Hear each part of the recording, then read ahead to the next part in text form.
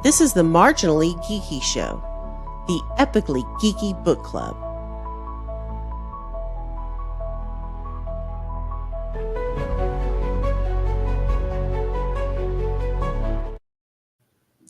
Greetings and welcome to the Marginally Geeky Show. I'm your host for the evening or morning. Where did Chris go? Eugene Stevens.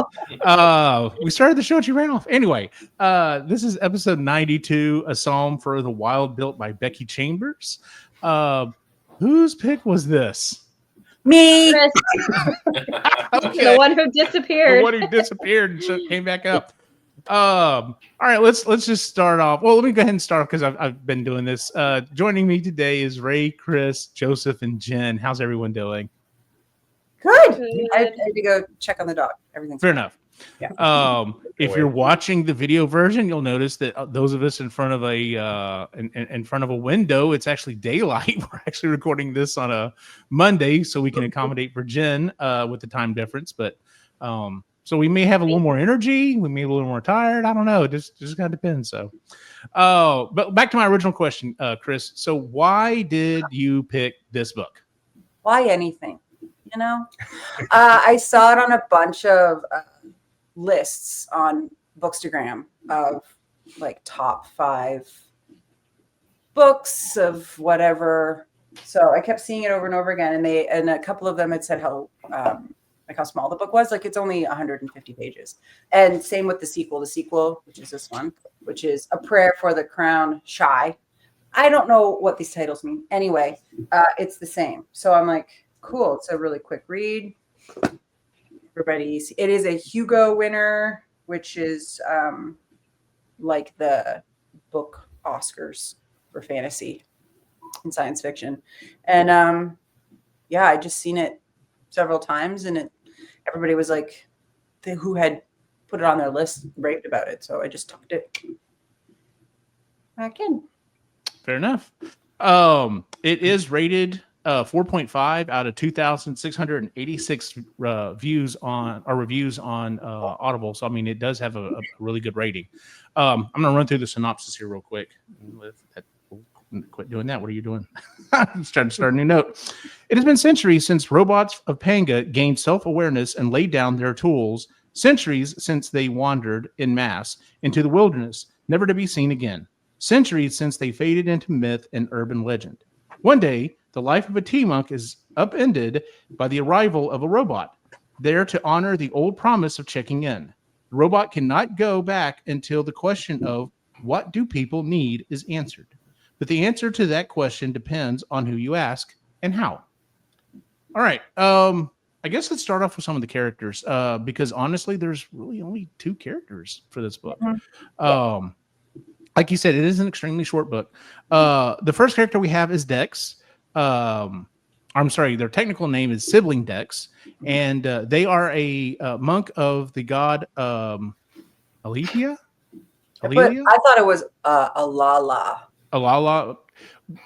I don't remember what the audiobook said, but I didn't listen to it, so it's Allalea. So, yeah. Okay.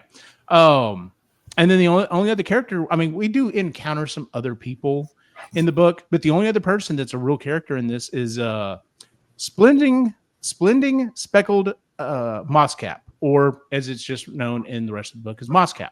Mm-hmm. Which is one of the robots, as it's, I said in the synopsis, that actually is the one that comes down. So would anyone like to just kind of do just a quick general what happens in the book? So they're on a moon in Panga, and it has been 200 years since the factory age. Mm-hmm. And it was sort of like this collective agreement amongst humans that they needed to stop what they were doing or else they would destroy themselves.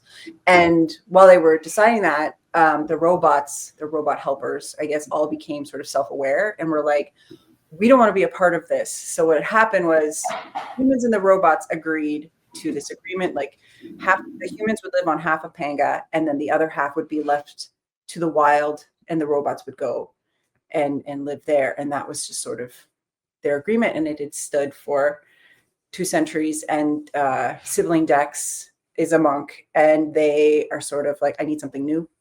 I like being a monk, but I need something else. And there's these things called tea monks, and they drive around this little ox cart and are sort of like this therapist almost, where they just sit and they have tea and they're just like, let's just be together. You can tell me whatever or nothing, and we can just, sit and be. And they travel around the human settlements of Panga doing that for a couple of years.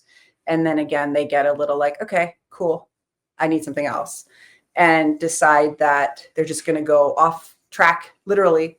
And while they're off this beaten track, a robot, Moss Cap, which in my head when I read it was Moose Cap. So, so Moss Cap comes up and just delightfully was like, "What do you need?" And then that starts the whole and thing. that's the rest of the journey for the book. So, like you said, it is a very short book. I'll bring that up. It's literally 4 hours if you're listening to it. So, I mean, it's At regular it's speed. short. At regular speed, that's right.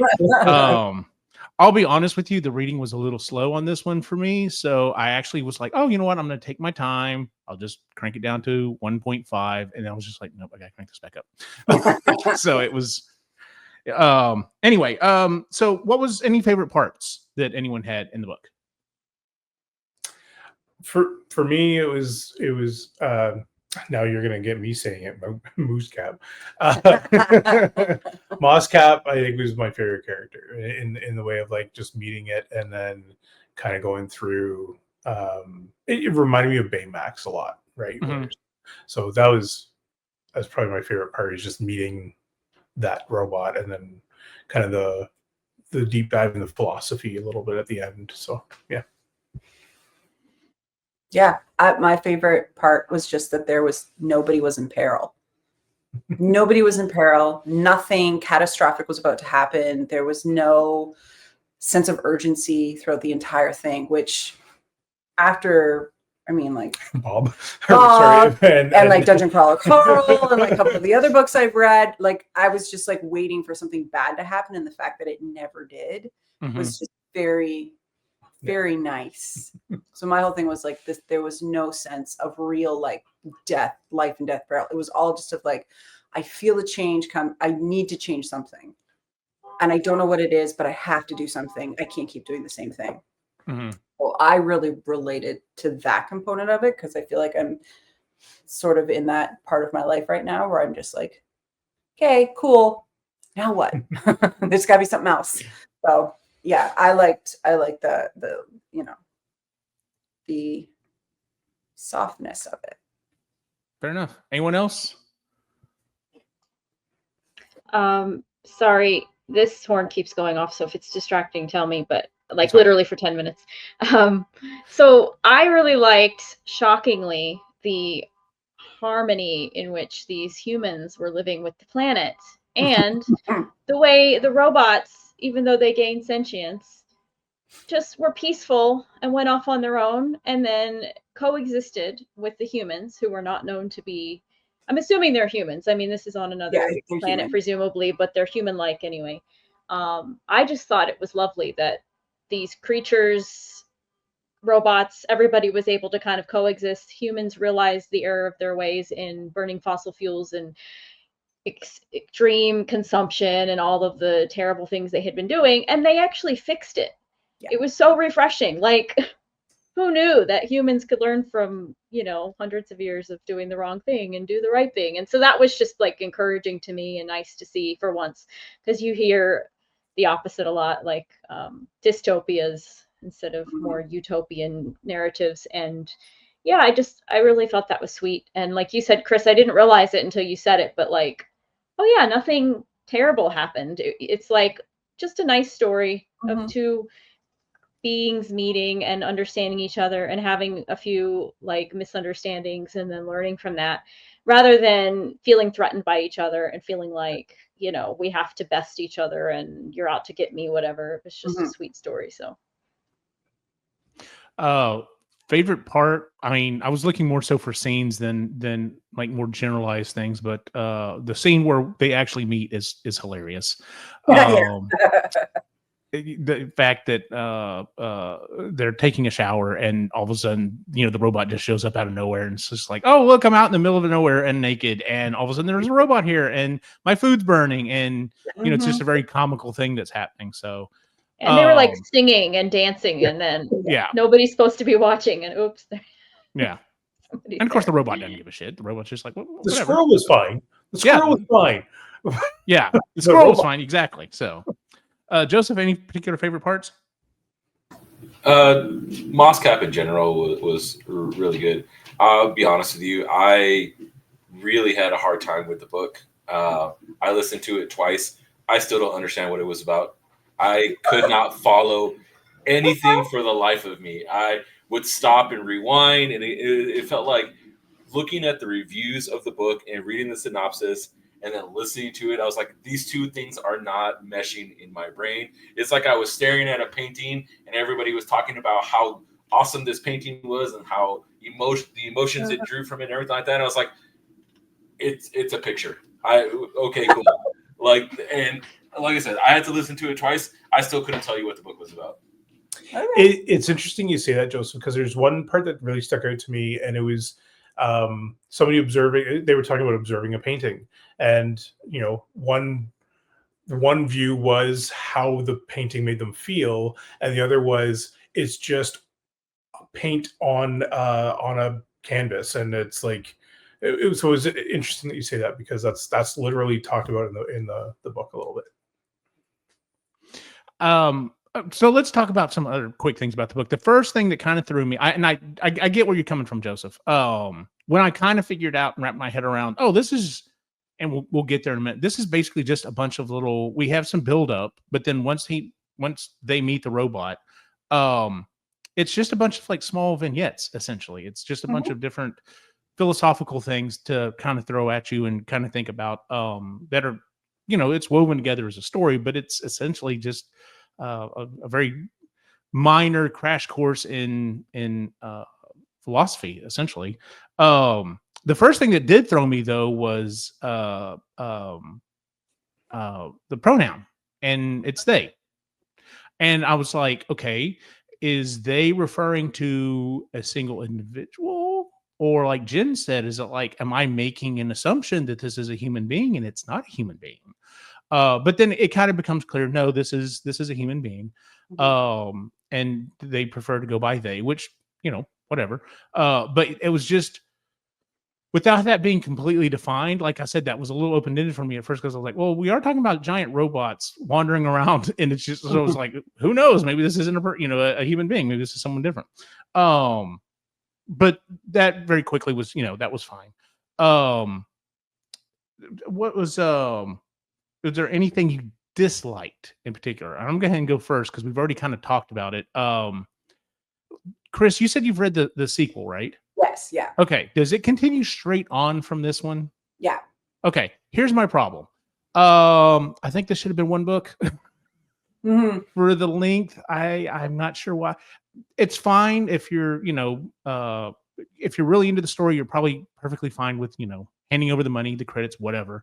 But I'm like, wow, that's 2 credits for a book for 2 books that's about the length of even a book that I consider average. So that was a little disheartening to me. But yeah, I mean, that's just kind of a side nitpick, the fact that I was just like, because I literally pulled it up, I was just like, 4 hours? This thing's only 4 hours? I was like, I listen to podcasts. I literally have listened to podcasts that are longer than this. It's crazy.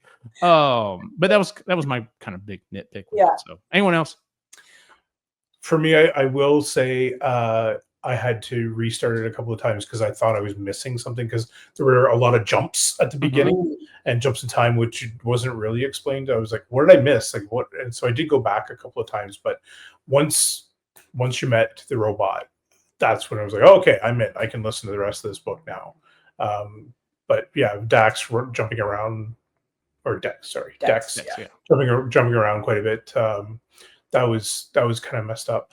Chris and I were talking about it as well, because Sean had mentioned the they them messed them up a little bit when they were listening, because they weren't sure about or he wasn't sure about like how many people they were talking about.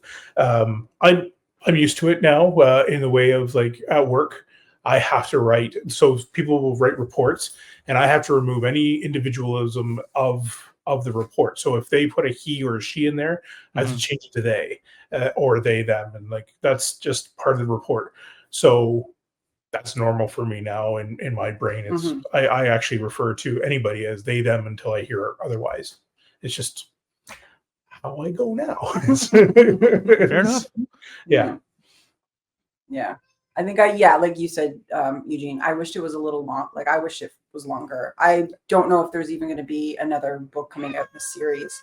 But I do have another Becky Chambers book, and it is quite small. And I've seen her Wayfarer series, and those books are not long. So I think it's just the way she writes. The way she writes. It's just small novellas.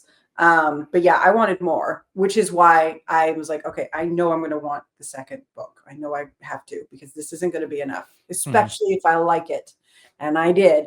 But yeah, I wish it was, I really like the world. And I'm like, I want more. So that's my criticism, is that I want more of it. And I wasn't going to get any more. And one book would have been fine.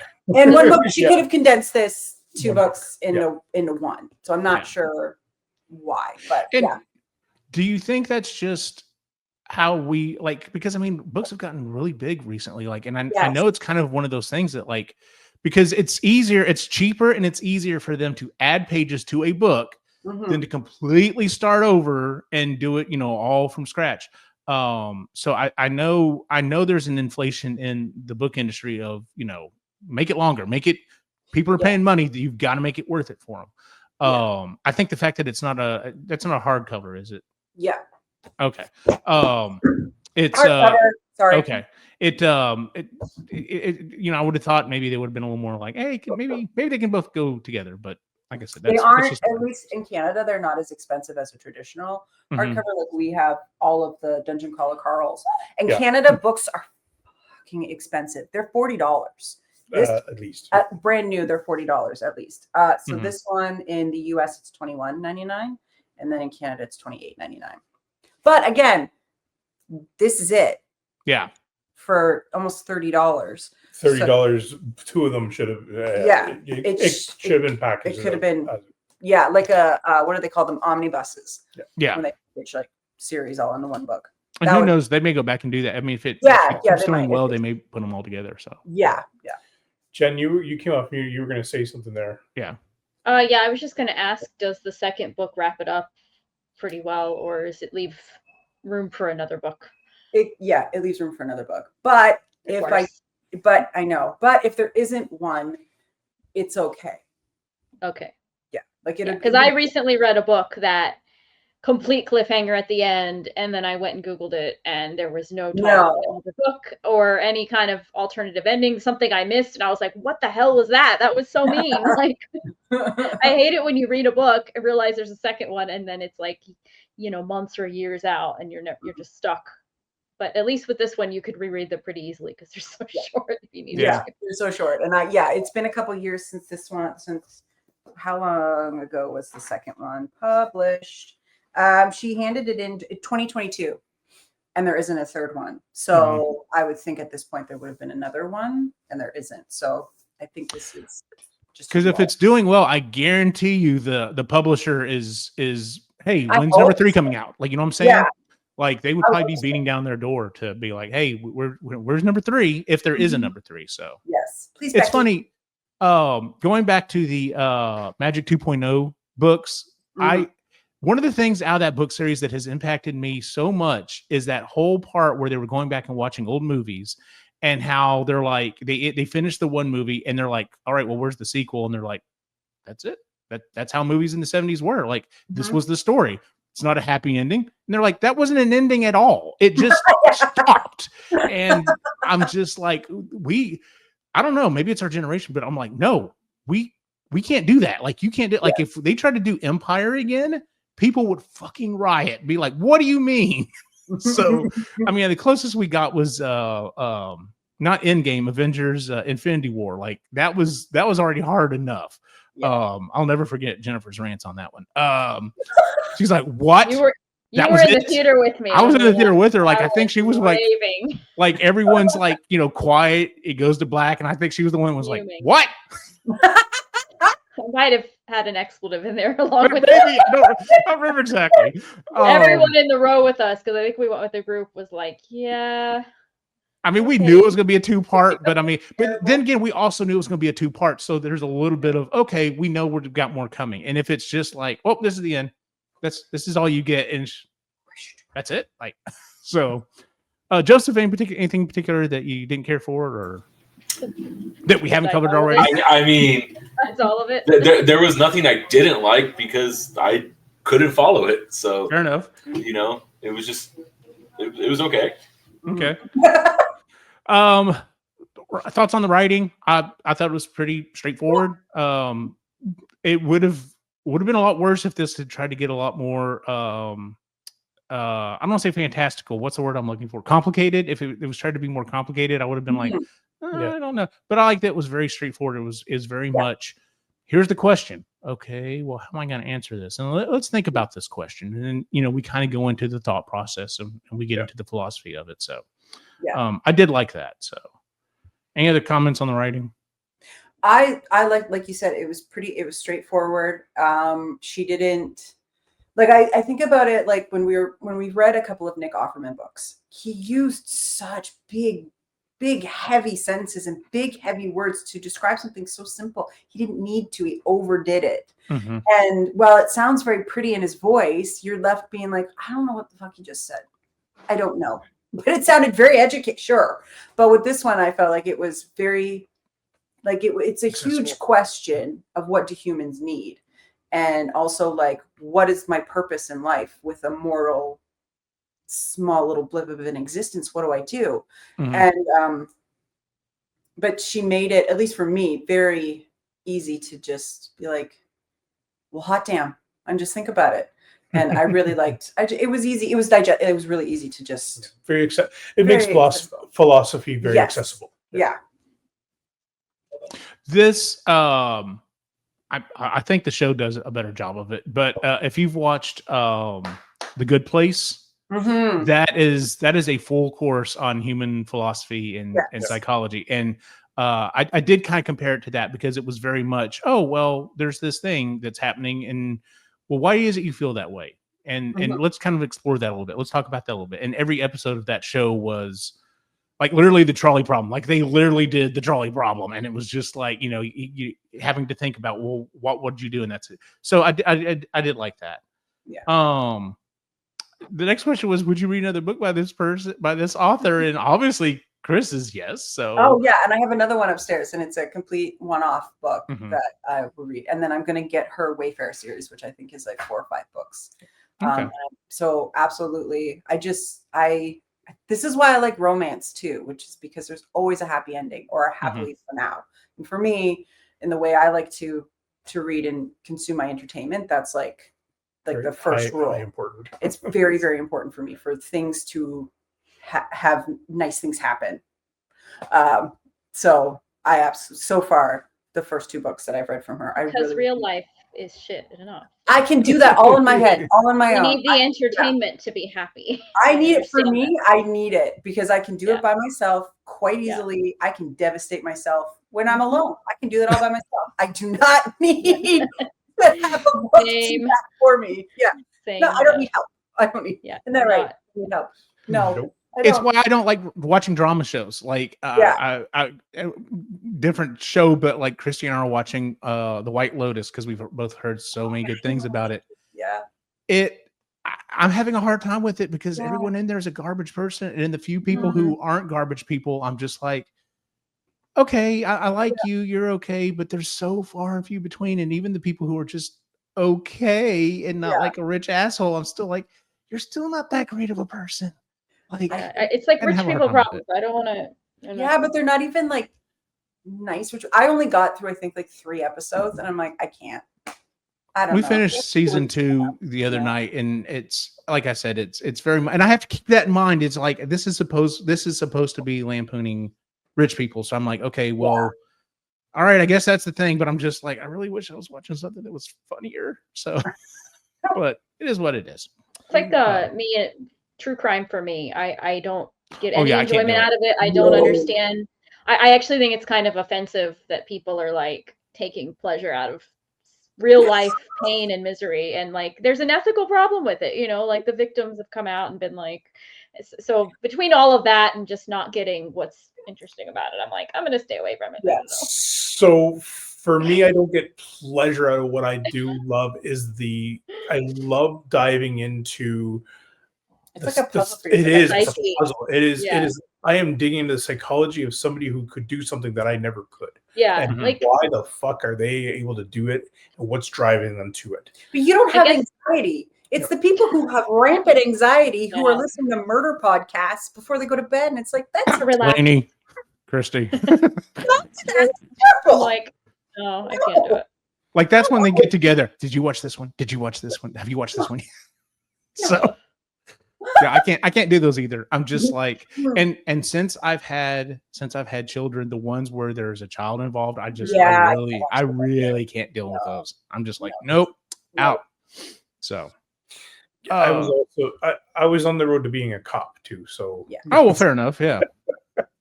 I don't know. I don't know if I will go on and read the second one or not.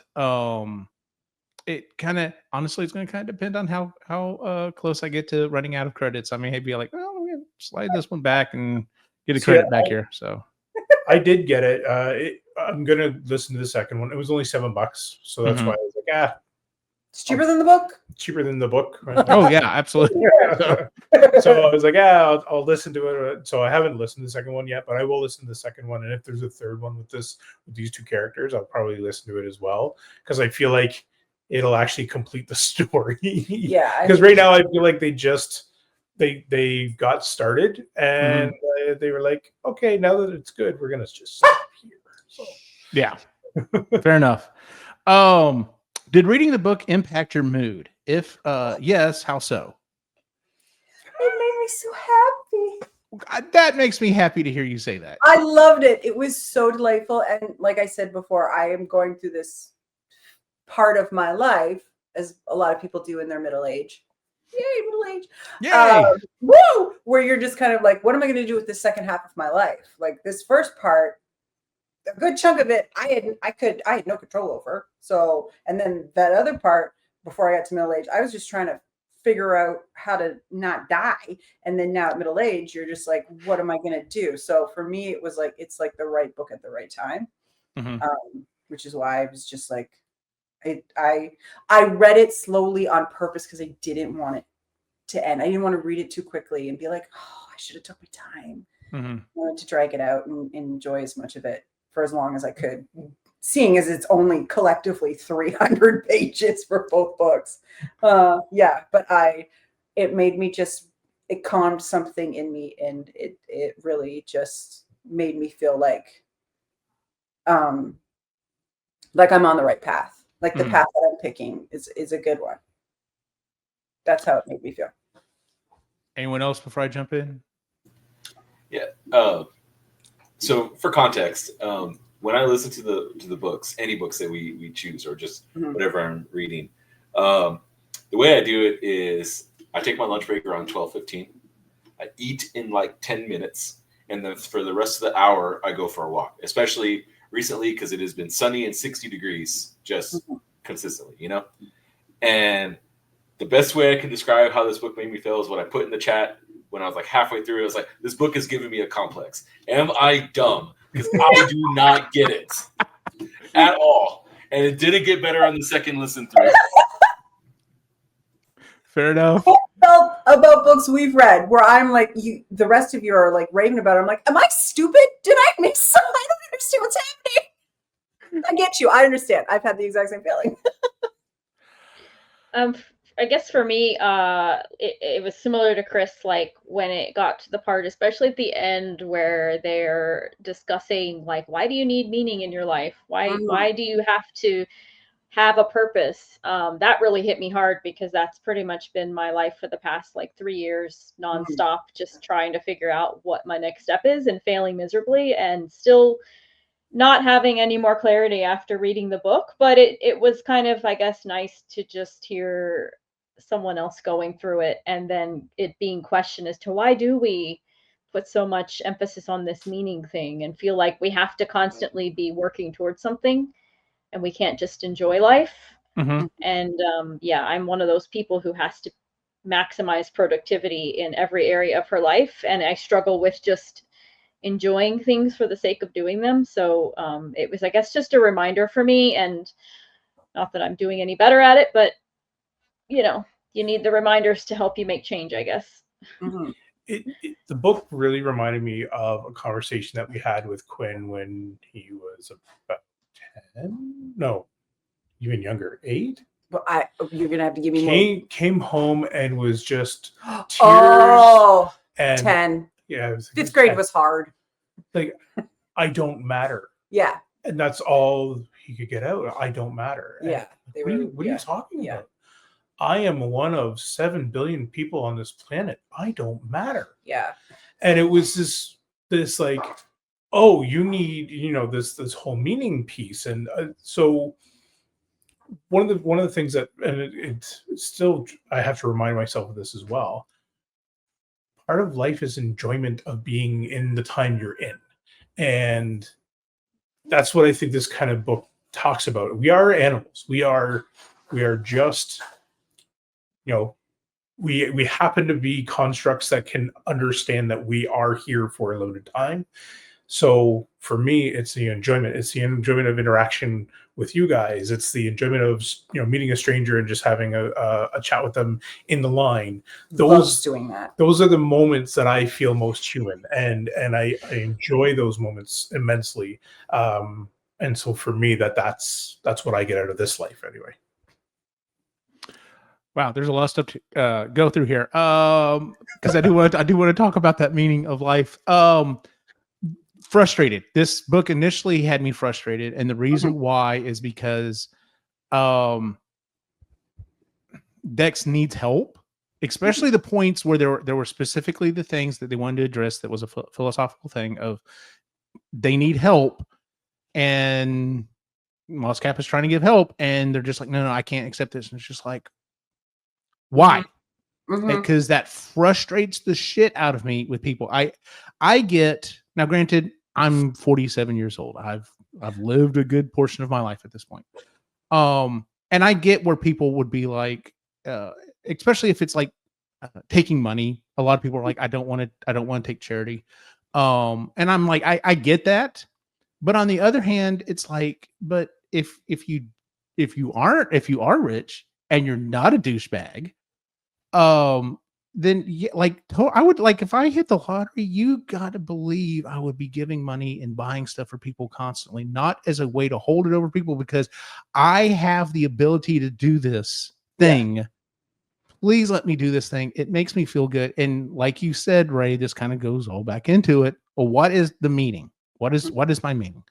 When I first started teaching, I literally, when Christy and I first got married, I was working at a call center. It was like the size of a football field, and I was just one guy in this thing. And it became very clear to me that, my God, people do not understand computers. Like they've got computers, but they don't understand how to use them. I need to teach people how to do this. Like where's the best place to start? And I thought, well, then I'm going to become a teacher. So I became a teacher, and I started teaching. I was teaching kids, and I was just like, okay. And then I thought, a lot of my fellow teachers don't know how to do this either. And I thought, well, now I can become a campus tech, and now I can teach my teachers, who in turn will teach the students. And so my field of influence has grown. I potentially am helping more people this way. My job has drastically changed in the last 17, 18 years I've been doing as a campus tech. And I don't feel like that. I don't feel like I help anyone. I know I do, but it's small things, changing passwords, maybe helping someone fix something. But I don't feel like I help like that anymore. That's one of the reasons why I do the ghost busting, because we raise money for a charity, and it helps get young ladies into STEM and STEAM activities and raises money for that. It's not a lot of money, but still, there's the thought in the back of my head of, well, maybe this is helping someone, a young lady, maybe discover her love for science or engineering or something. But I don't have a direct impact on that. And that is something that I had to come with grips with, I don't know, years ago. And now I still feel that way. I still feel like I'm helping that way. And there was a short period of time when I first had the boys that was like, well, maybe this is my contribution to the universe, is raising 2 decent kids that will hopefully go on to do something. But even if they don't, even if they just grow up and live their lives and are decent people, is that enough? And I think the answer is yes. There are some people that massively affect the entire world and history over time. A lot of them tend to be for the negative, but there's also people that have made huge contributions that have affected people over time. And if you look back at the raw numbers, statistically, trying to be one of those people is like insignificant. Like even if you raise to the rank of a senator or something, you're still only going to be impacting so much stuff for so, it's, and I think coming to terms with that and understanding, yeah, I'm fine with this. This is okay. Maybe my purpose, if you have to have one, and the question is do you have to have one, is just to try to be the best person I can be and help the people around me. And becoming okay with that. That's a big step for a lot of people. I think I've already made that step several years ago. But yeah, I could see how if you're being confronted with it and you've been drilled into your head that you've got to, constantly be working towards something. I am still having that right now.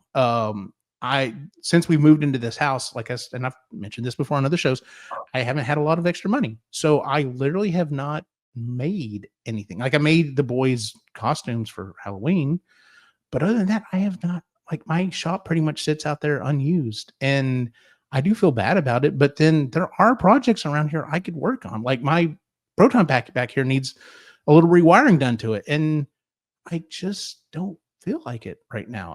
I'm burned out. We talked about this on the creative show. I'm currently kind of burned out, and so coming to that idea of just sit back and relax. Like maybe you need this time. Like it's not just, we've talked about the ebb and flow of creativity. And I'm right now kind of in a point where I'm just like, even though I'm not, super enjoying the White Lotus, I'm enjoying the time just sitting on the couch next to Christy and watching the show. So I get that. But going back to the original question of how did it impact me? Yeah, at first it frustrated me because I'm just like, and it's not even a philosophical thing. It's like literally like they run something. I can't remember what happened. Something happened and they were like losing almost all their water. And the robot's like, oh, I can take care of that. And they're just like, no, you can't help me. I'm just like, if it doesn't help you, you're going to die. Like, this is not a philosophical question at this point. But I do think the reason for their apprehension was interesting because it wasn't just pride. Like I was thinking, oh, they were just being proud, but it was actually like an ethical dilemma of I don't want the robot to do the work for me because we took advantage of them in the past. It was almost like enslavement in their minds. Right. Which once they explained it, it made more sense. But at first too, I was also like, why are you resisting this? Like they're willing to do this heavy lifting for you. And that's that was very well done. It was very much, I don't want to feel like I'm enslaving you. And the robot's like, you're not enslaved. I want to do this. Like I want to help. Let me help. Goes back to my original comment about like if I won a bunch of money and be trying to help people, be like, oh, I don't want your charity. It's not charity. I'm trying to help you do the thing that you want to do. Like this. I will take your charity money donation at any time. It's funny because Chris and I, and I'm going to speak for you for a minute, because as two people who were kids that felt like burdens, it is very hard to accept that help. So hard. Because you and it's no fault of my parents. They did super fault of mine. I'm going to say that. Parents. Yeah. My parents are lovely. Yeah, my parents are very lovely, and but there were times in my life that I felt like a burden, and therefore I didn't feel like I could ask for help. Yeah. And so it's something that I've had to learn how to do. And I feel like I've done a much better job at doing that now. I feel that. Because even like even somebody doing something nice for me, like not even helpful, but just considerate. Like when I had a birthday weekend a few weeks ago, and I asked friends to join me, and I felt weird. Like, well, you don't have to if you don't want to, but like if you'd want to join me, like it was inconceivable in my mind that people would want to give up a whole weekend for me to do like fun things that I wanted to do. But I had to just push through that and be like, this is a treat, and I'm trying to have fun and make life a little better and whatever. But it's so hard when you're used to feeling like. When you're a hyper, I related a lot to sibling decks in their hyper independence of like I hate asking for help. I hate relying on anybody or anything. It just including you. Oh yeah. Oh, I'm super fun to be with, by the way. It's just really, really difficult because it is a deep rooted sense that I'm a burden, and it's different for sibling decks, and you do understand a little bit more of them in the second book because you meet their family, and so you understand. I get that, but it is incredibly hard. So I understood, like, because the cart they hit I can't remember if it was a jagged piece of the road or they hit something underneath the cart and it punctured the tank. And so because for me it would be like, I chose to do this. I'm the jackass who's out here in the middle of nowhere doing this crap. It's my fault that the thing broke. I should suffer of my own consequences. Please do not help me. That's ridiculous. Now you just made me, I can't. No, made it worse. It reminds me of when you built the laundry hamper. I was pregnant. That doesn't count. Right. It was similar in the way of like, it was backwards and something was not working. I put it back. No, you couldn't help her. No, because I got mad. It's not mad at him. It's the fact that I couldn't do it myself. Therefore, I needed help. It's ridiculous. I understand how ridiculous this all is. But when Sibling Dex was explaining things like that, I'm like, yeah, totally. No, I get that. It's the rage of when you can't open a jar and you're trying to be a strong, independent woman and you have to fucking ask for help. And you're like, and they do it on the first try. And you're like, you know what? Fuck you. I loosened it for you. Yeah, you're right. I did most of that. Yeah, so I totally related to that part of it. But yeah, like I can understand where listening to that or reading that. I'm just like, just take the stupid help. What are you doing? You're trying to be helpful. Why are you making it a thing? You're making it a thing, and it's not a thing. I make it a thing. I had the almost exact opposite feeling with that one scene, because that one scene is one of the few parts of the book that actually, I know what's happening here, because I noticed something interesting here from everybody who was talking about from Sibling Dex's perspective. In that scenario, if I were placing me in this, I was Moscow, and I was looking at this saying like, hey, I'm offering to help you, but you have this preconceived notion of what our relationship should be. And because of that, I don't have the autonomy to say, hey, I want to do this. Fuck you. I'm helping you. Shut up. And so that part actually kind of made me angry. That's what I'm saying. That's where I was frustrated. Maybe I didn't make that clear. No, I felt the same way, Joseph. I would have been like, no, you're going to die. Like, I'm doing this. Like you said, shut up, stand aside, let me take care of it. Because it's not like, oh, I can open the jar that you can't. I can literally lift your entire thing, your entire car, your entire vehicle over my head like it's nothing.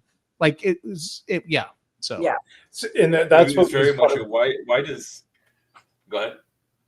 It's funny because I can see it from both perspectives in that one, because I am the person who will come in and help.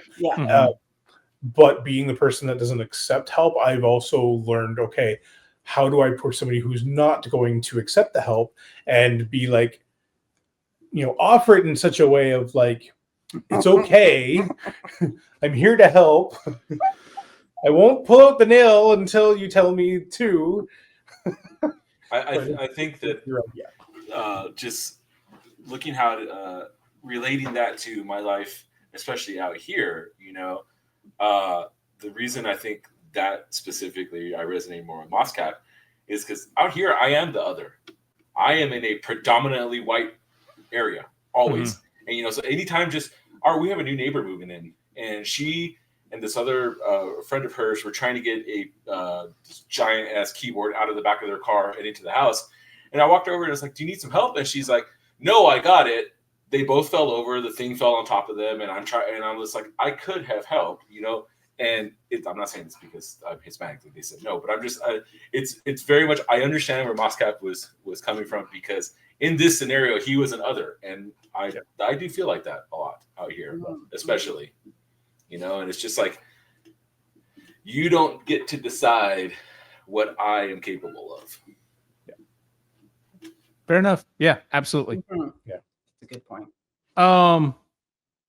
Any lingering questions? You've apparently had some more of them filled in, Chris, but maybe not quite all of them. Like you said, it seemed like it was an ending, but not.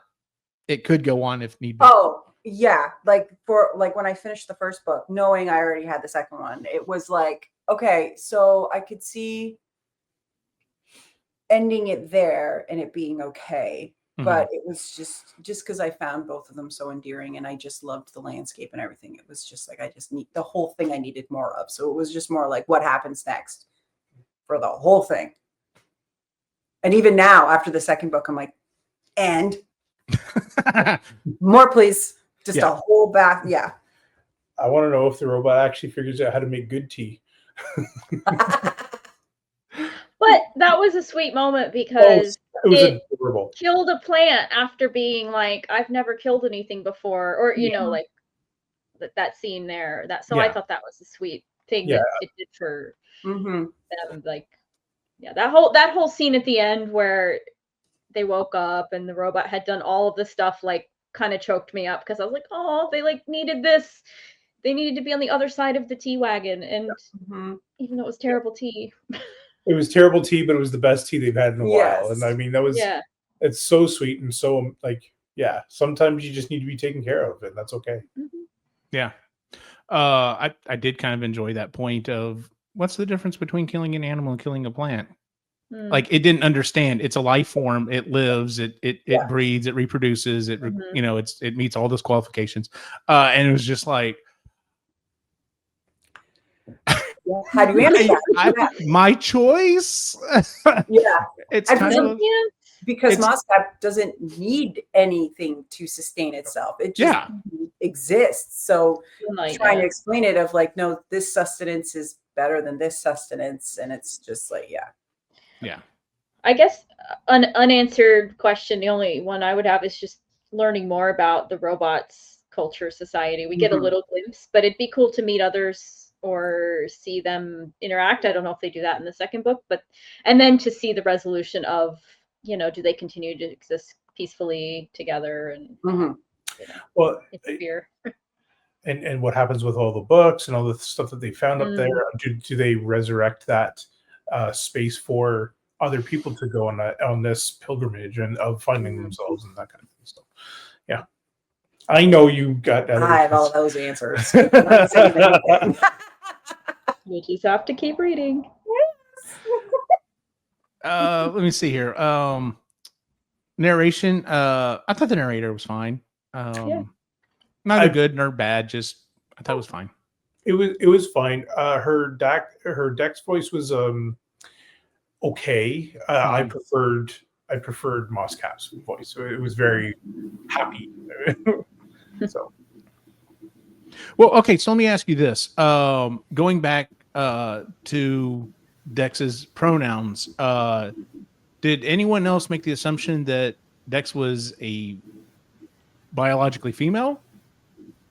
I just assumed that There's two reasons I assumed it. Because I related to Dex, I think. There's two reasons I assumed that. Number one, there's one quick moment where they notice a guy and thought he was attractive. And I just kind of automatically assumed that. I think the main reason, though, is because it was a female narrator. Had this been a male narrator, I probably would have made the opposite assumption. I think it's just hearing that in my head. And just real quick, going off from narration, I just got to throw this out there. I don't know who threw this in one of the channels or whatever, But the video of what's his name who's reading the Carl books, and the fact that he's doing all of the female characters himself, I'm just like, that is not a woman doing Princess's voice. Oh my God, you are fantastic! Like his female voices are great. Gabriel Iglesias. He does an amazing female voice, and he can just turn it off and on like that. It's really good. And an amazing black woman's voice as well. Like he nails that voice too. It's crazy.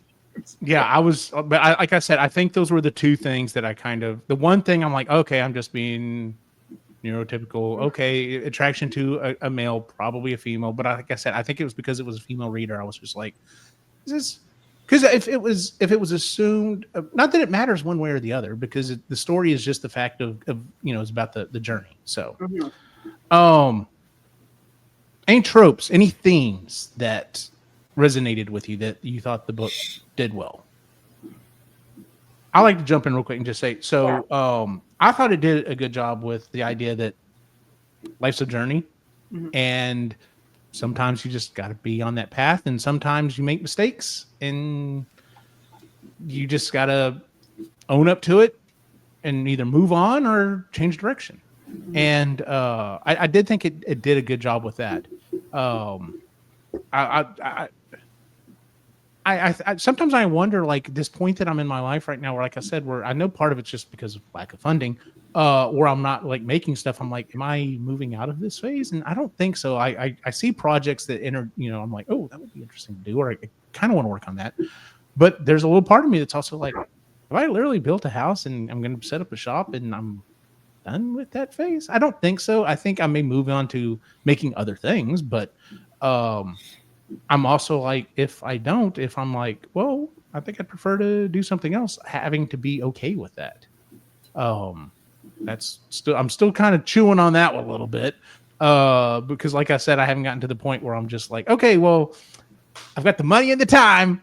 What am I going to do with it? And it's like, play games. Watch TV with my wife. Like, I don't know. Go spend time in the shop and actually make stuff that I don't want to make. I don't know. But I think it did a good job with that. So, anyone else? Any other?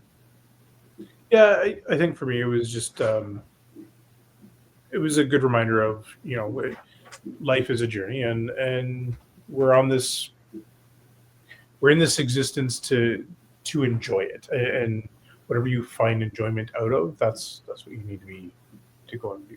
So. Fair enough. Anyone else? Never really pick up on the tropes unless they're like the only one I really beating you over the head with it.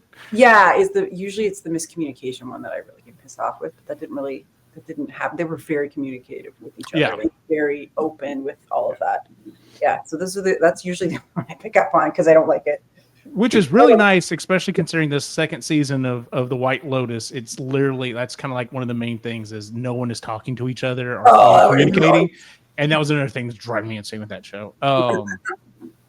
So just kind of going on with extra questions. Do you feel like you've hit a point in your life where you've kind of learned to go with the flow, or are you still chewing on that one, or what is that? Chris and I are like looking in a mirror at each other like no. Yeah, no. That's the thing. No. Yeah, is there a plan to the flow? Because then maybe. I'm not saying you should. When does it end? Yeah. I'm not saying you shouldn't have a plan, because believe me, I like a good plan. I hate whenever you get it with friends and there's no plan. It's just like, okay, cool. So we're just gonna no Excel spreadsheet spend the next 3 hours sitting here looking at each other trying to figure out what we're gonna do. No, there needs to be a plan. No, I'm talking about just like more so. I guess I should have put it more as like rolling with the punches, because I mean sometimes you're just, and I do still have a hard time with that from time to time, but like I know I've gotten better of, well, this is shit. All right, what do we do? How do we roll through this? I've developed more what's the word, I guess, defense mechanisms or tolerance, because I just expect things to go wrong or things to not have a semblance sometimes. I mean, like, I'm pretty much just like, all right, well, let's figure it out. But I don't enjoy it, and I definitely still get anxiety over said things, Yeah, I'm not a roll with the punches and or go with the flow person. What I have gotten better with is when it is when the unexpected things are happening that I can't control, I am better with dealing with it in the, maybe not in the moment, but definitely the aftermath. I'm better at dealing with that. But like the older I've gotten, the more that's happened and the more I realize about myself and discover about myself, I find that I'm not as anxious as I used to be, but life is changed. It's just realizing that your life is going to change and you don't know how. And for somebody like me, that's very annoying. It's incredibly annoying. But I've been better at dealing with being annoyed. I think maybe that's what it is. I'm just with just constantly being annoyed of like, you know what? Like a little beam down from the universe of just a quick scroll of just what's coming up. Just let me peruse for like 5 seconds. That would be great. Yeah. And beam it back up. Okay. But the fact that that doesn't happen, and for me too, and I don't know about you, Eugene, but just watching the kids, I think if you have children, that's the most in your face way to watch time pass, because grow. And so we have an adult child. It's weird. I mean, I knew it was going to happen, but she's right there, and I can't. What do I do with that? Because I don't feel old enough to have an adult child. Who gave me that responsibility? A year from now, we're going to have two adult children. And that's freaking weird. And knowing it is happening, I cannot stop it. So it was like, time is linear. Your life is not. Like absolutely. Time is a construct. And the fact that neither are the same, and they'll never be the same, and I can never line them up. That's what annoys me. But I am better at dealing with being annoyed by all of them. I still am better at dealing with being confused. I'm better. I'm not great at it.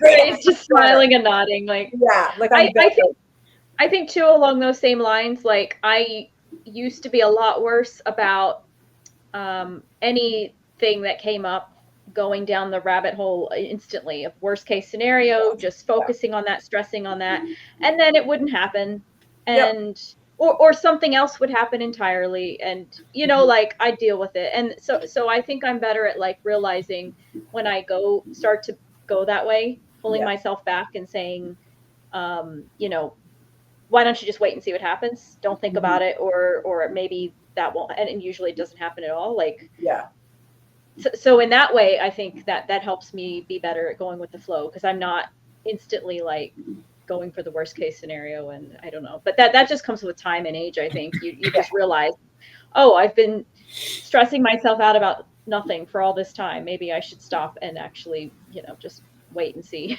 Well, yeah, because he doesn't stress out. He stresses out, but we stress out about different things. Yeah, and which is good. We're both need to be spiraling over the same thing. But we're experiencing the same thing, and he's having a very different reaction than I am. He's having way more fun. I'm torturing myself. So but the outcome's going to be the same. So why don't I just sort of lean into what he's doing? It sounds more fun. It sounds like less heart palpitations on my part. And okay, let's try this. So that's what I'm leaning more into. That's good. That is just more like, I have to go with the attitude of like, let's just see. It reminds me of, so when we were getting ready for our trip to Florida years ago, about 6 years ago now, with the kids, we were doing a road trip down to Florida, and so we were all talking about what we were looking forward to the most. And so when it came to my turn, I said, it's the unknown. It's what I'm. That was 2 years ago. That was because we had to keep that other one a secret. No, it was 2 years ago. It was 2 years ago then. Yeah. Anyway, so it was the unknown. I'm looking forward to the things that we don't know are going to happen, that are going to be the stories we tell later. It's infuriating to live with. It's infuriating. And Chris is like exploding on the inside. And you're just like, you know what? A little less, please. But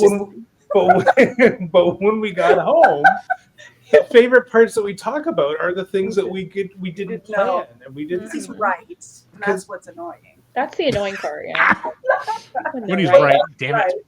But that's life, right? Like, it's my favorite parts are the part that you can't plan.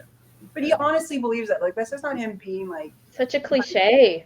yeah. But that it's true. So when you're with somebody like that who's constantly, like, who's just sort of looking forward to stuff, Yeah. and my go-to is like dread, just dread. It's like I would rather, but I've been white knuckling it, right? When you white knuckle through life, Yeah. That's you're much and you're easier. also not fun to be around. And I don't, Yeah. like I don't want my legacy to be like she was just constantly stressed all of the time and had no fun. I want to have a little bit of fun before I go. Mhm. So, and I'd be curious because Joseph, I remember your wedding day, and I remember what the plan was supposed to be and where you were supposed to get married. Oh boy. Yeah. And I got to That tell was a you, day. it was gorgeous, and I hope that you see the beauty in what it turned into. Oh yeah. With everything that happened, it was still a great day, no matter what. Yeah. I drank a lot, but that's all that really mattered. But I just, because I remember you were not, we were supposed to be outside and we were supposed to do these other things, and that would have been very pretty. But man, to see you two at the front and that was just such a beautiful building, and to have that moment, I thought that was pretty cool. Yeah. And going back to accepting help, because literally the only thing you could do was like, I'm just gonna let the moms take care of it, and they did. The moms like fucking powered through and brought it all together. So yeah, that was interesting. Interesting enough, I actually wore the shirt that I wore at your wedding last night at the wedding premiere. So trying to think, is there anything else? Are there any life lessons that you feel like you're still learning? Always. Okay, let me ask you this: what's working against you? What's working against you in trying to learn that? The universe. Myself, my own brain. Yeah, just me. I'm doing it. It's all me. My own worst enemy. I don't need help with that at all. It's all me. I think for me, like whenever I'm making a choice, I always question it for the first little while. As soon as I made that decision, it's like, shit, is that the right one? Until I know the outcome. So I do question that. Even it may appear confident and it may appear like, yep, this is the way I'm going. But I'm questioning it. See, you and I are different in that route. You are, because we've talked about this, buying a new TV or something like that. You and I go the same route on that. You and I, time to buy a new TV. Let me see what's out there. We got to figure out what's in our price range. We got to figure out what the size, what we want, and all this other stuff. And we have this list of options. And it sounds like you're more so okay in the figuring out stage, whereas I'm just like, that one, I'm good. I'm confident. I've made the decision. If I end up regretting it, whatever. But I've made a decision, and I can at least move forward. It sounds like you'd rather stay in the let's figure out some more things. Let's kind of look at it. So, and it's something that I've always kind of learned. I've figured out of, especially like if we research cars or anything like that. It's like, oh fuck, if I had waited just another year, I could have got that car, or like, and so it. But I'm learning to, you know what, go with it, and it is what it is. Choice, so you're paralyzed by the options. Yeah, it's the too many choice paralysis. The right thing, yeah. Oh yeah, for sure. And there was actually a really good way that I'm going to try to do it next time, and that's I only give myself two choices. So, okay, between this one, which one do I want? Okay, I like this one. Okay, between these two, what do I want? It's this one, and then that's you narrow it down. You have one choice. That's a good idea. Yeah, I think that would be helpful because he researched a car one time for a year, for a whole freaking year. But on the other side, when I need to buy a car, I know who to call. You can call this person. You can call him because he'll do it. He enjoys it, but also he won't have the stress of making the decision. He'll just be like, "Here are your options. Here, this is what you should get." But he winds up knowing more than the people who work at the dealership. Yeah. So he's asking all these questions, and they're just looking at him like, Doesn't that suck? Oh, that sucks when you walk in and you know more. Like at first that sucked to me. I always go back to this question I had about trying to buy a TV.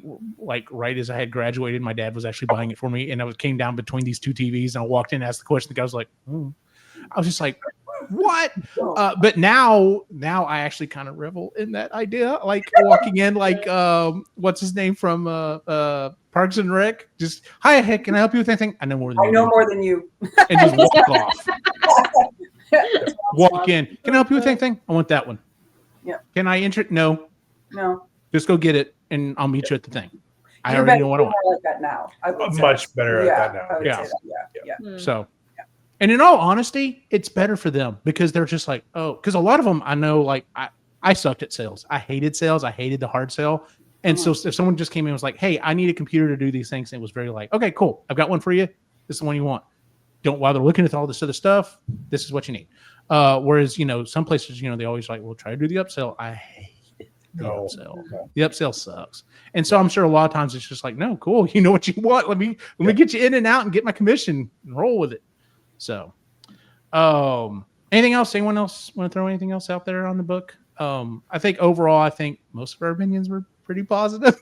So, I think one thing we didn't touch on that I thought was interesting was the robot's decision. They like chose death. They had this conversation where Dex asked, "Why don't you just keep adding parts to your, the original robots, and then you could just live forever?" And they consciously said, "Well, everything else in life has an end. We should too." And that was an interesting conundrum because humans are always looking for ways to prolong their lives, and we want to be immortal, and we kind of fantasize about, what if we could live forever, kind of thing. So that was an interesting little thought process to me. I did like that one too, because it was how do we understand it as a species of robots if we're not tied to natural? the same fate, right? Mm-hmm. Yeah, like if we they would never understand what they were trying to understand if they didn't have that same end. So that's how I took it. I took it as the whole, because I mean we're interested. He talks about some other robots. Like he's like, yeah, there's one that's been sitting out there like looking at moss for like 3 years. Yeah, and it's just like, oh, okay, cool. I just figured it as they've decided they want to try to understand nature. Well, then it would be unnatural to live forever. So I was just like, they've just decided, to become natural, to become more with this thing I'm trying to understand, I have to do, this is the thing I have to do. Well, and like in The Good Place that you mentioned before, they had to have like there had to be a second afterlife in that. Okay, I experienced all that, because what they had discovered is that people in heaven were getting super complacent, and they just fucking hated it because forever was actually like it was terrible. It was a terrible existence because you've experienced everything. Now what? What am I supposed to do? I have forever. That's awful. And so they had to. So once I've experienced and done what I needed to do, and I feel ready to go, then they could go. And then they actually moved on. And their essence became something new. Yes. But you could read so many books in forever. You could, but then you get to a point where you're like, yeah, I'm good.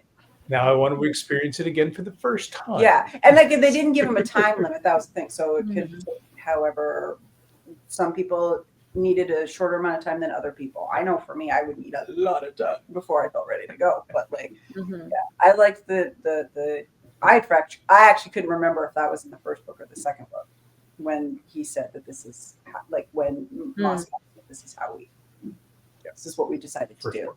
Yeah, which I thought was really cool. I'm like, ooh, I hadn't heard of that before. That was neat. I like that twist. Yeah, I think it's interesting, but I also struggle with kind of feeling the pressure of limited time in my life.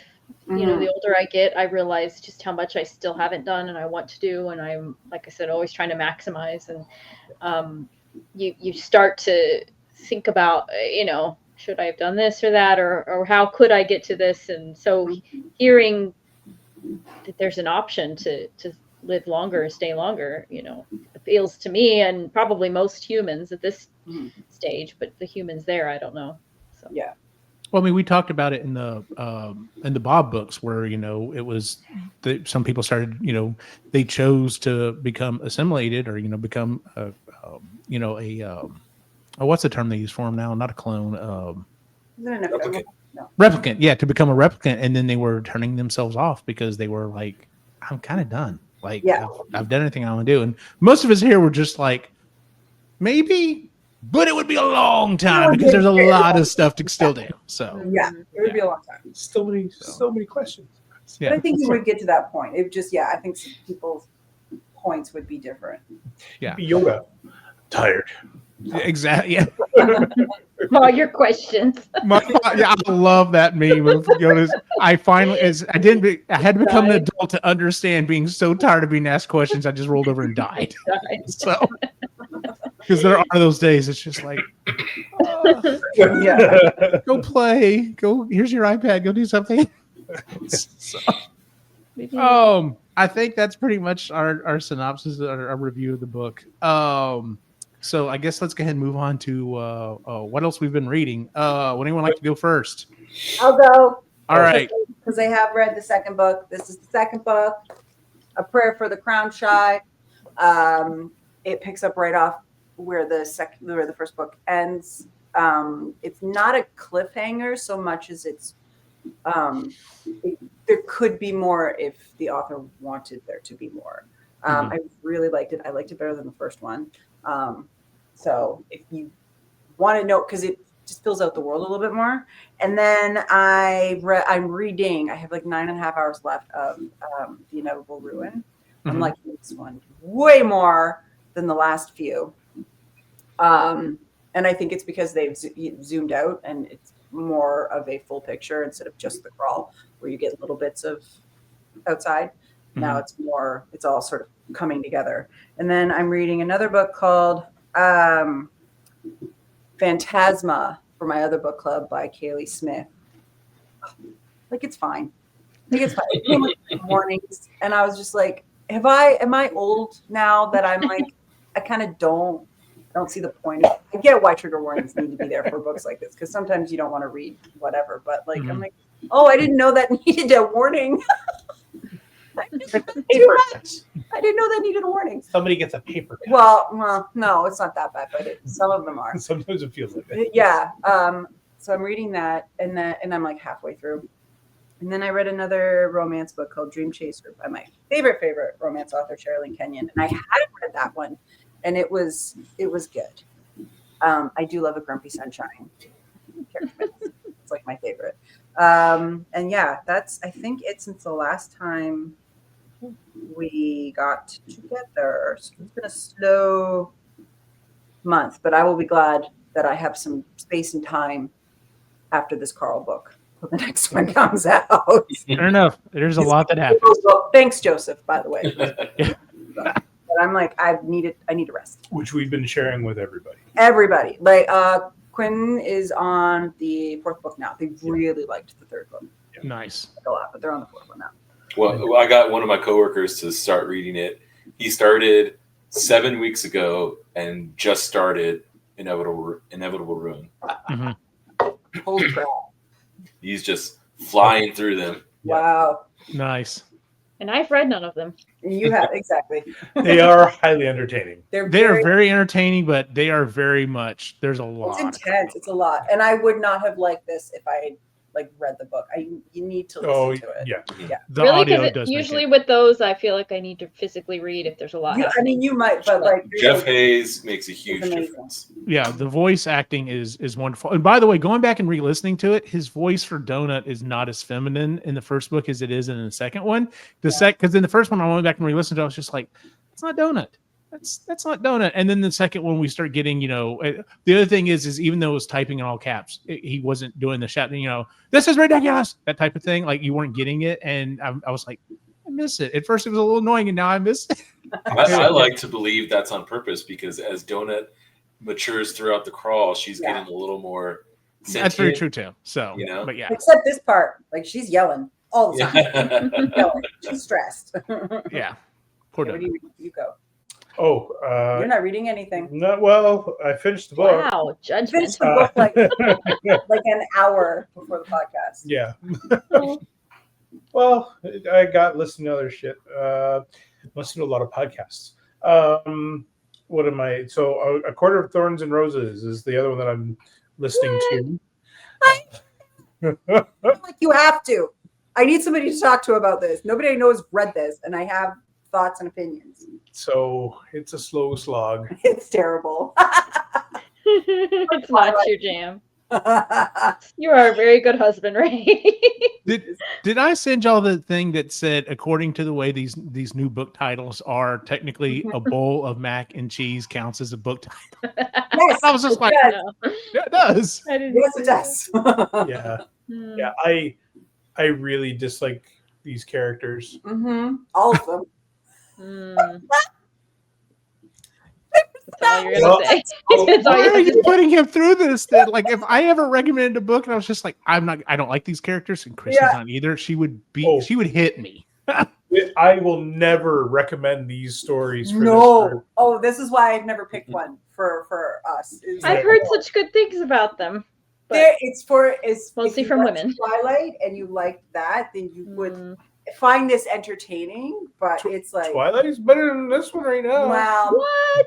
Right now, Hmm. because of Jacob. Jacob's Okay. the only redeemer. Yeah, okay. There is no Jacob in this This book. book, Jacob hasn't shown up yet. Okay, Okay. because dear God, Wow. all I see is Bella, who I hate, or Belle, yeah, Bella, Bella. who I hate, Sleeping words. and Edward, who I hate. Fair enough. Joseph, you been reading anything else? Yeah, so I'm reading a book that my therapist recommended. It's called No Bad Parts. It is a hold on, I was bringing it up so I could tell you guys about it, but it provides insightful examples, helpful exercises, and guided meditations aimed at healing trauma, gaining self-understanding, and promoting self-acceptance. Cool. So that's like the gist of the book. Mhm. I'm also trying to decide between Beware of Chicken 3, because I have all 4 of them now, and another book that was recommended to me by one of my coworkers called Orconomics. It is kind of sounds a lot like Legends and Lattes. It is a orc that owns a bank, and Cool. just like how the economics of their fantasy world works. So it's like a satire business book Mhm. set in fantasy time. So I haven't decided if I'm going to do that one next or Chicken 3, but No Bad Parts is what I'm currently reading. But just for future note, whenever it is my time to choose the next book, Beware of Chicken 1 will be the one that I recommend. I'll hit on that here in a second. Jen, what else you been reading? Well, it's been a few months since I've been on, so hopefully I don't repeat. But a few months ago, I went back and reread The Handmaid's Tale. Did I Mhm. say that? Because I No, I don't don't value think my so. mental health, and every time a certain person is elected, apparently this is my tradition. But I also wanted to read The Testaments, which is the sequel to that, so I reread that. Did not remember most of it, and then read The Testaments. I have been trying to get through What If We Get It Right? Visions of Climate Futures by Dr. Ayanna Elizabeth Johnson for a few months, but I just, between podcasts and other things, can't. It's very good. It's just about like positive solutions for the climate crisis. It's just hard to fit them in. But otherwise, I have read physical books, a biography of Lee Miller, the photographer, one of the first female photographers who went to World War II, and her life. A book called Beyond the Burn Line, which is the one that had the non-ending that was like rife for a sequel and didn't happen. It was like a sci-fi futuristic. If bears became the sentient beings, and then they enslaved raccoons, and then the raccoons became the sentient beings, and the bears went feral. And anyways, it was an interesting thing. I read a book called The New Wilderness, which is also like a sci-fi novel where basically a futuristic world where there's very little wilderness, and these 10 people go off on an experiment to live on their own. And it was okay. Like they went through a lot of stuff they shouldn't have had to, because like real world existed, but they just were roughing it. Anyways. And then I read a book for Sustainably Geeky, where I'm actually interviewing the author next month, called How to Surf a Hurricane, which is kind of a cyberpunk sci-fi novel set in the near future, looking at alternative technologies and solutions to different climate problems. And otherwise, I have been reading How the Earth Came to Life, which is about Gaia theory and how the planet is not just like this thing that exists, but life actually forms it and plays, a lot of a role in how the continents are formed and the atmosphere and everything happens. So lots of nerdy climate stuff. Sorry to dump all that, but it's been a while. So Fair enough.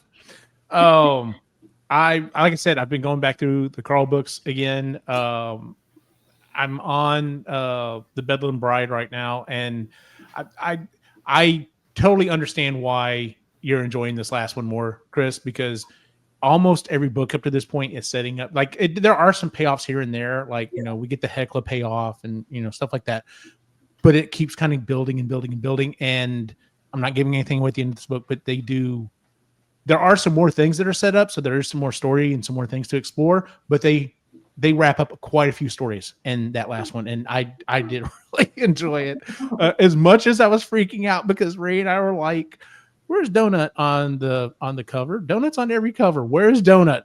They can't kill it." But anyway, let's see. So I've been going back and redoing those. The only other new things I've been reading is I heard about a book that I'd never heard of. It's called The Long Walk. It's written by Stephen King, but he originally put it out under one of his pen names. And I did not enjoy it. It was very much like we were talking about. It literally starts up and it finishes, and there's not really, I guess there's kind of an ending, but not.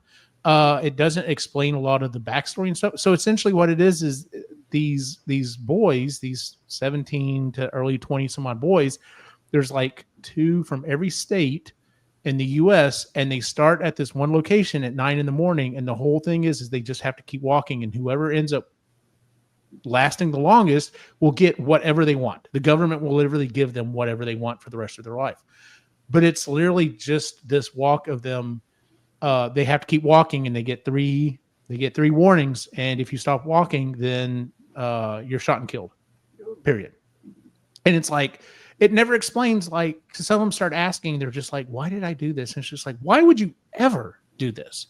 And like, there's a major character named the Major, and like, he's kind of behind everything, but I'm just like, did he take over the US? Like, is he like a dictator? It doesn't explain that. It doesn't explain a lot of stuff. It's more so just the torture of going through these kids' minds. And I'm just like, this was not one of your better books. Like, I do enjoy some of the more out there Stephen King books, but I'm just like, this was just, I don't know, maybe I was in the wrong mindset. But like I said, the whole thing was, I was like, well, surely we're going to get the payoff of, because you see people, like, even there are people cheering them on or whatever, and the people, they're not like destitute or anything. Mm-hmm. It's not like it's not like, everything's gone to shit and this is your one opportunity for happiness. It wasn't even like that. Like, there are people who are perfectly happy watching what's going on. I'm just like the Hunger Games on a little bit. No, people were worse off in the Hunger Games. I feel like people were worse off in the Hunger Games. Like, I kind of understand the Hunger Games. This didn't give me any reason to be like, there's no reason in the world why anyone would sign up to do this. Because literally only one person can survive. You've got a 1 out of 99 chance of making it, and you're just walking. And who knows? Like, if your shoes end up falling apart, well, you gotta keep walking, because it's not like you can't bow out. That's the other thing. So whatever. Not a very, like I said, wasn't a very good thought. I mean, it was kind of just a straight thought. He's like, well, let's see if we can make this into a book. The other ones that I've been reading on the opposite end of that is I finished books 1 and 2 of Beware of Chicken. It's getting a little crazy kind of at the end there, Joseph, in second book. Like, it's getting a little wilder, but I have to say I'm still enjoying it, because it's like, there are some big battles. There are people who die and stuff. And there is some of that in there, but I never once worry about the main characters. And and like you said, when you get the viewpoint of the animals, it's very much hyped up. It's like, we very much have to protect our kingdom and this, that, and the other. But then old dude is just like, yeah, the chick was out there running around like doing kicks and stuff. It was pretty cool. It's just like, and he's very much like, he's so hyper strong and such a hyper good person. It's also enjoyable in that aspect. It's just like cool. And everyone he talks to and everyone he interacts with, they may question him at first, but eventually they're just like, yeah, he's a good dude. I like this dude. He's a good dude. I like the fact that he is probably the strongest being in his little area of the world, and he has no clue that has no clue. Yeah, he thinks that he is still this weak dude that got thrown out of his or left his sect because he was too weak to compete with anyone else. And now, as people come and meet him, they're like, "Holy shit, this guy is like God, essentially." That's it. Yeah. Like he goes out and kills this wolf, and it was like, yeah, there was a wolf out there, and yeah, I was afraid it was going to hurt someone, so I had to kill it. And they're just like, he killed what? He killed like the demon wolf that's like been slaughtering entire villages of people, and like he just does it like that. Like it's not even a thing. It was just like, yeah, he's like, I hit it with a shovel, and I think I killed it, but you know, I really didn't want to, but it might have hurt some people, so I kind of felt like I had to do it. And everyone else like is just like, oh my God, you're a God among men. But he, like you said, the fact that he doesn't understand, he doesn't know, and he's just constantly trying to help people. He's just a good dude, and and then all the animals have their own personalities, and they're funny as hell. There's Ray, have you read?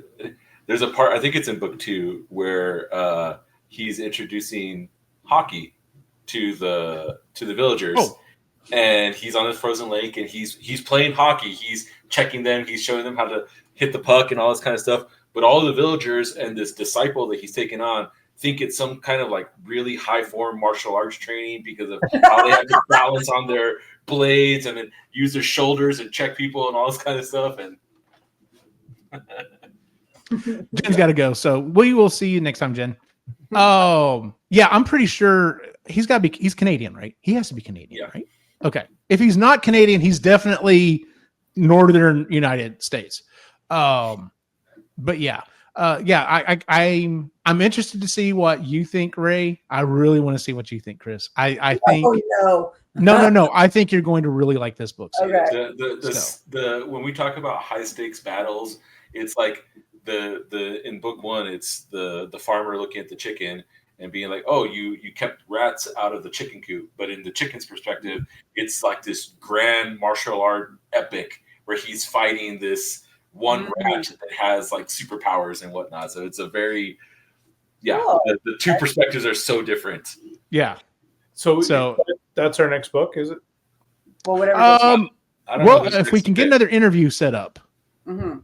So I'm not sure who's next on the list. I'll have to check into that. So I haven't checked in a while, but when I downloaded them, book 1 was free on Audible, so that's also a plus. Yeah, that's also As for the next show, I think we were going to try to reach out and find get another author. Still trying to check into that. Maybe talk about that here in a second when we finish the show. But yeah, I really want to get your perspective. I also love the fact that he's using English language for stuff. So like the farm is to them is the faram. Y'all are still here to us. Yeah. Oh no, now they froze. Now they froze. Okay. Well, hopefully they'll come back. Guess we're having some technical problems. Let's see here. So I guess, since they're frozen, I guess we'll go ahead and move on to the social media stuff. All right. As always, you can check us out at epicallygeeky.com, where you can find all the shows we do, including the Marginally Geeky Show, Creatively Geeky, Sustainably Geeky, and the Epically Geeky Show. You can find that's all on our website. We have been doing more stuff on our social media. If you want to watch the show, like I said, it's mostly audio, but we've started adding some more visual stuff. So if you want to check out the video version, you can find all the episodes on YouTube as well. Like I said, mainly it's just Instagram and Facebook. So who knows? Maybe they'll drop back on here. So yes. If not, I guess we'll have to fill in their information. Joseph, where can we find you online? More Joe 7 on Blue Sky. Are you enjoying Blue Sky? Very much so. Much more than the other place. Fair enough. I have finally gotten to the point, like I used to have a thing where like if anyone had a story up on Instagram, the Reels or whatever it was, that I felt like I had to go through them, even if I was just kind of clicking through them. And somehow or another, I broke myself with that, and I'm enjoying it a lot more. I'm just like, okay, cool. If there's a story, I'll look at it, and if not, so anyone who just like does nothing but stories, I will probably never see your information anymore. So yeah. It is what it is. You can find Ray at the Reluctant Yeti on Instagram. You can find Chris as Moody Midlife. And as always, you can follow my individual wacky adventure online at Optimus Jane on Facebook and Instagram. For everyone on the site, have a good night.